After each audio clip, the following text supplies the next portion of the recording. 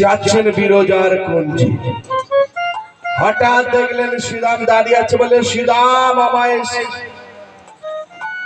যাবার আজ্ঞা করে দাও। শ্রীরাম বললে আমার আজ্ঞা হবে না, নিষেধ আছে, প্রভু নিষেধ করে গেছে, যাওয়া যাবে না। বলে কি বললি, আমার যাওয়া হবে না? বললে না। বললে তুই কেমন করে আটকাস দেখি। এই জোর করে যখন ঢুকতে গেল ভিতরে, তখন শ্রীরাম ফেলে দিলে, মাটিতে রাধারানী পড়ে গেল। রাধারানী তখন অভিশাপ দিলে, শোনো, এই যে দৈত্য চারণ করে আমায় মাটিতে ফেলে দিলি, এই শ্রীরাম থেকে তোর দৈত্য খুলে জন্ম হবে, তোর আর এক নাম হবে শঙ্খচূড়। শঙ্খ